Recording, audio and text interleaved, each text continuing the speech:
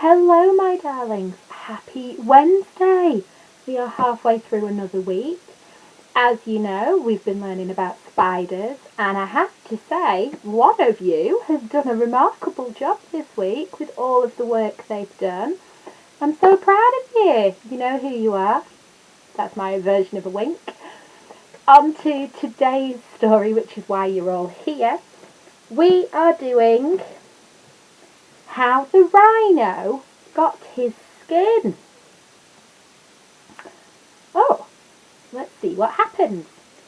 Once upon a time, on an uninhabited island on the shores of the Red Sea, there lived a Parsi, from whose hat the rays of the sun were reflected in more than oriental splendour. And the Parsi lived by the Red Sea, with nothing but his hat and his knife and a cooking stove of the kind that you must particularly never touch.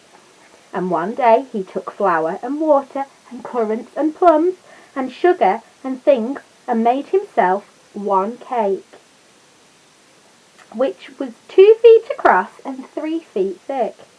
It was indeed a superior cake, and he put it on the stove because he was allowed to cook on there. And he baked it, and he baked it, till it was all done. It was all done brown and smelt most sentimental. But just as he was going to eat it, there came down to the beach from the altogether uninhabited interior one rhino, with a horn on his nose,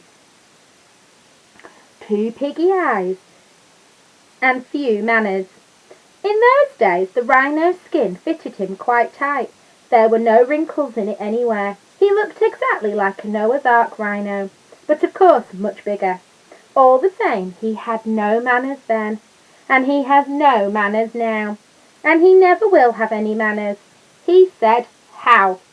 And the Parsi left that cake and climbed to the top of a palm tree, with nothing on but his hat, from which the rays of the sun were always reflected in more than oriental splendour. And the rhino upset the oil stove with his nose, and the cake rolled on the sand. And he spiked that cake on the horn of his nose, and he ate it and went away, waving his tail to the desolate and exclusively uninhabited interior, which abuts on the islands of Mazandaran, Socotra, and the promontories of the large equinox. Then the Parsi came down from his palm tree and put the stove on its legs and recited the following: "Them that takes cakes, which the Parsi man bakes, makes dreadful mistakes. Don't take his cake."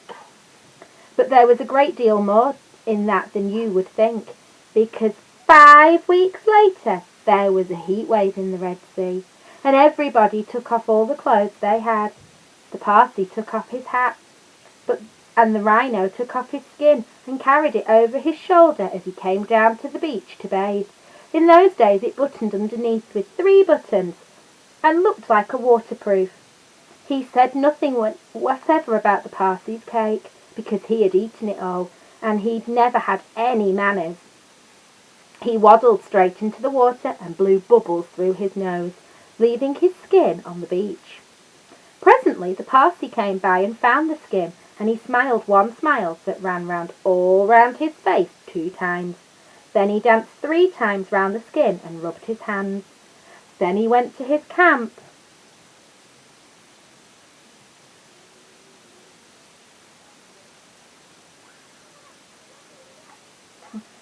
And filled his hat with cake crumbs, for the Parsi never ate anything but cake, and never swept out his camp. He took that skin, and he shook that skin, and he scrubbed that skin, and he rubbed that skin, which was just as full of old dry, stale, tickly cake crumbs, and some burned currants as ever it could possibly hold. Then he climbed to the top of his palm tree, and waited for the rhino to come out of the water and put it on. And the rhino did. He buttoned it up with the 3 buttons, and it tickled like cake crumbs in bed. Then he wanted to scratch, but that made it worse. And then he lay down on the sands and rolled, and every time he rolled the cake crumbs tickled him worse and worse and worse.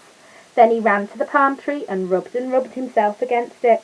He rubbed so much and so hard that he rubbed his skin into a great fold over his shoulders, and another fold underneath, where the buttons used to be.